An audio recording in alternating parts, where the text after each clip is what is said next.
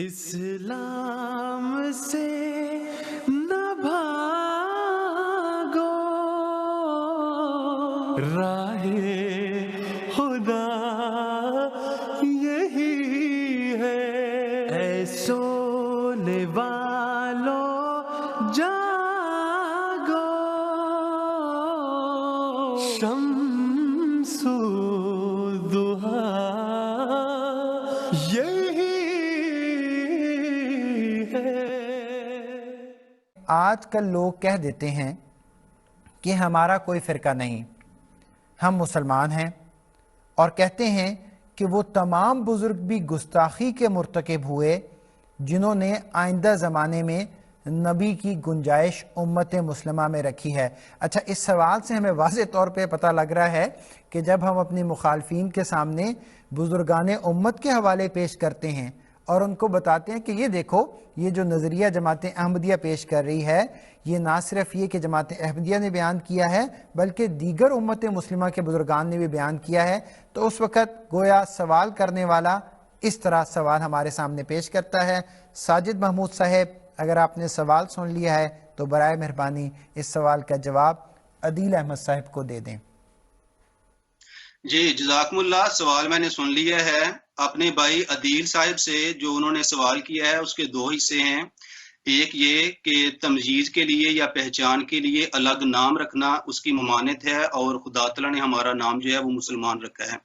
یہ عدیل صاحب ایسے ہی بات ہے کہ جیسے ہم کہیں کہ ہم سارے انسان ہیں، تو چونکہ ہم انسان ہیں ہمیں نام رکھنے کی ضرورت نہیں ہے، تو جب ہم کوئی اپنا نام رکھیں گے نہیں تو کنفیوژن پیدا ہو جائے گی۔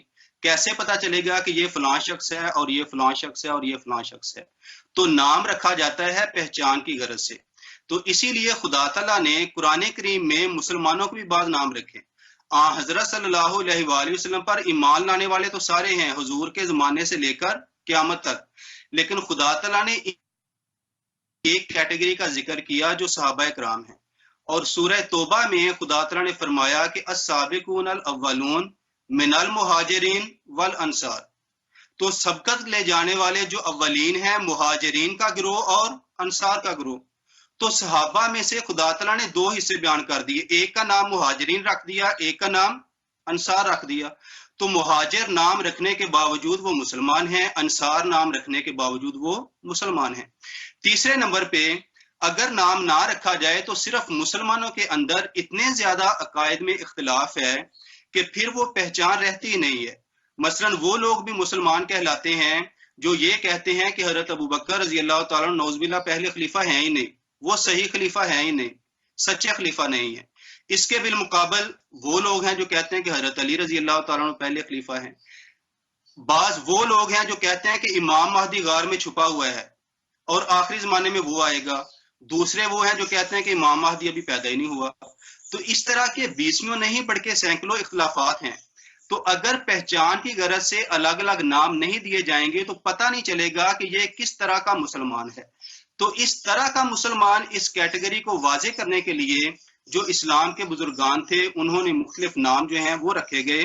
مثلا کسی گروہ کا نام حنبلی پڑ گیا، حضرت امام مالک کی طرف، امام احمد بن حنبل کی طرف منسوب ہونے والے، نام مالکی پڑ گیا، امام مالک کی طرف منسوب ہونے والے، اسی طرح حنفی ہیں، اسی طرح شافعی ہیں۔ تو موجودہ زمانے میں الگ الگ، تو یہ صرف پہچان کا طریق ہے، اس کے علاوہ اس کی کوئی اور حیثیت نہیں ہے۔ تو جہاں تک دوسرے سوال کا تعلق ہے کہ وہ تمام بزرگان جنہوں نے نبی کے آنے کی تشریح بیان کی ہوئی ہے اور ان کے اقوال ملتے ہیں وہ نعوذ باللہ گستاخ ہیں۔ اب سب سے پہلے تو یہ خدا تعالیٰ نے بیان کیا ہوا ہے کہ حضرت صلی اللہ علیہ وآلہ وسلم کے بعد نبوت کا دروازہ جو ہے وہ خدا تعالیٰ نے کھولا ہوا ہے۔ فرمایا اللہ یستفی من الملائکۃ رسلا ومن الناس، سورہ حج میں ہے کہ یہ دروازہ اللہ تعالیٰ چنتا رہے گا رسول ملائکہ میں سے بھی اور انسانوں میں سے بھی۔ سورہ نساء میں خدا تعالیٰ نے من یطع اللہ والرسول مضمون بیان کیا۔ تو کئی جگہ پہ قرآن کریم میں نبی کے آنے کی بشارت دی ہوئی ہے اور نبوت کے دروازے کا کھلا ہونا بیان کیا ہوا ہے۔ اس کے بعد حضرت صلی اللہ علیہ وآلہ وسلم نے نبوت کا دروازہ کھولا ہوا ہے، اور حضور نے آخری زمانے میں ایک عظیم الشان مسیح نبی اللہ جو اسلام کی خدمت کرنے والے آئے گا اس کی خبر دی ہوئی ہے۔ تو بزرگان نے جو تشریح کی وہ قرآن کریم کے مطابق ہے، وہ احادیث کے مطابق ہے۔ تو بزرگان پہ حملہ وہ پھر قرآن پہ حملہ بنتا ہے, وہ حضرت صلی اللہ علیہ وسلم کی حدیث پہ حملہ بنتا ہے.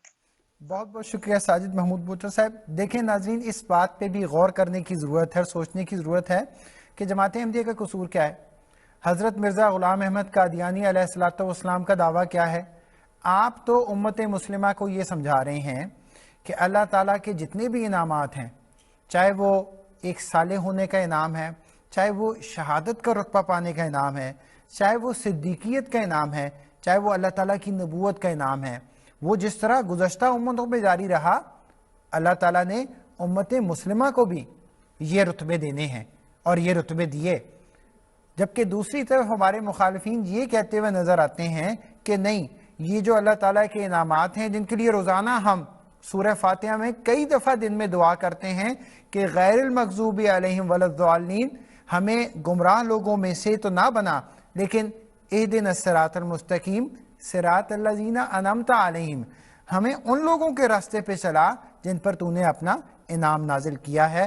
تو گویا واضح فرق ہے, آپ لوگ خود سوچ سکتے ہیں, دیکھ سکتے ہیں کہ جماعت احمدیہ تو حضرت صلی اللہ علیہ وسلم کے بتائے ہوئے راستے پہ چل رہی ہے. اسلام سے نہ بھاگو,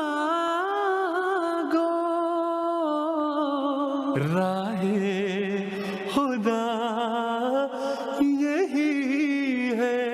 اے سونے والوں جاگو, شمس